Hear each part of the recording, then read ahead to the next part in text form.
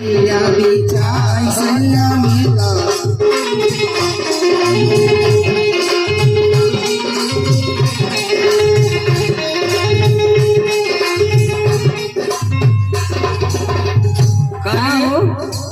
हरदम जिलेबिये खाए के मन करेला। का करी हमार चटहिया जलेबी बड़ी खाए के मन करेला। अच्छा चटहिया हाँ और जौन गुड़हिया होले उहा का रे? और का चिन्हिया होले मेला में वे न मिलेले। अच्छा साल भर में एक बार तो मिलेला हो। मैं जानत हूँ देसी मेहरारू ढेर वही के जो है नी। ए राजा हाँ एगो बात कही। कहा का बात है? कह दी की नहीं कहा का बात है? ए हाँ आज तो कितना निक लगत अरे हर तब के दिन छू मेहरारू के छुअले पर मुके करौना धैले था ना। जनली ऐसा हाँ करौना। हाँ रे का हम कोई बाहर विदेश से आलेगा तो करौना धरत हो। अरे मामी तू नहीं करौना ना धरत है तब वो गाँव में किरौना हली जात हुआ तू हम खबर पता।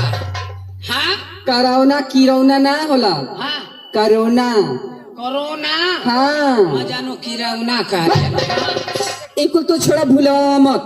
आज तो इतना निक लगत था ना। माँ हाई कुल पहले होले हवा क्या बताइए हमारा। छू मत मुके करंट मारेला जानत ना है। हाँ तो हमर नामो तो बिजली रानी ना हो। तोर बिजली रानी आरी का। अच्छा मान ले तोर बिजली रानी ना हो। हाँ तोरे सहेली का नाम हुआ? हमारी सहेली का मिस नैना। मिस नैना। अरे वाह तो कितना हम निक लगत है। अरे इतना निकला था ना क्या कहे। अरे वाह ए राजा कितना निक लगत है। इतना निकला था कि तो के मन करता ना कि कहाँ तो के डाल ले। अरे ऐसा जिन डली है कि हम या फड़ के मार जाए ना हो। जान था तो के कहाँ डालो?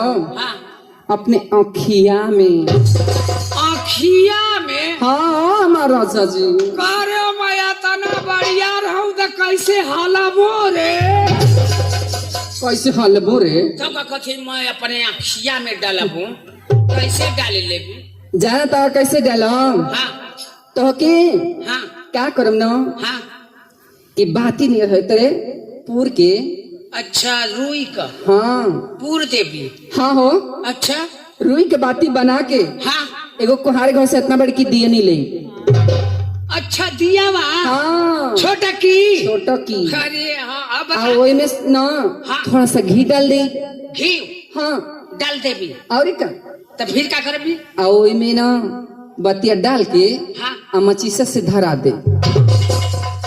तब मैं जरे लगबू आ तो के ना हाँ। वही पे उल्टा है तेरे लटका दे। मुड़िया बगर और का गोड़ा ऊपर।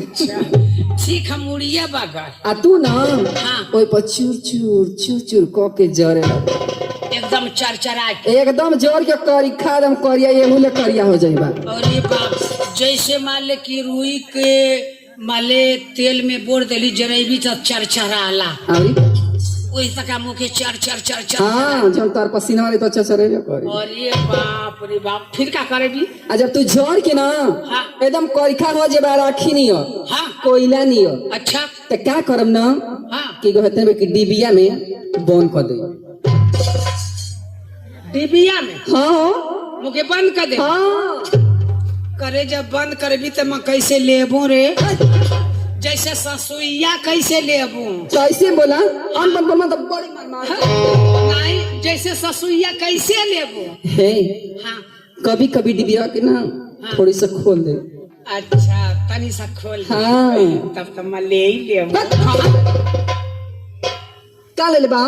वह ससुइया। अच्छा ही बात है। हाँ लेकिन जान था राजा हाँ जब नहा धो के हाँ सोरहो श्रृंगार करब हाँ अपन पूरा मेकअप लगाई हाँ तो जहाँ तारा ना का क्या कर का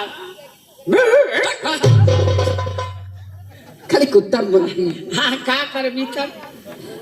जब सोरहो श्रृंगार करके तैयार हो ना हाँ तो डिबिया के थोड़ी सा खोल दे और वही में से निकाल के ना हाँ तो के हाँ अपने अखिया में डाल दे। अच्छा तमो के अखिया में डाली हाँ काजर बनाई के एकदम से तम तोरे पुतरिया पे से टुकुर टुकुर तकाबो का हो तू तमो के इतना निक लगत है हाँ अरे इतना निक लगत है ना कितना हो अरे मैं का बताऊं ए इतना निक लगत ए है राजा का रे?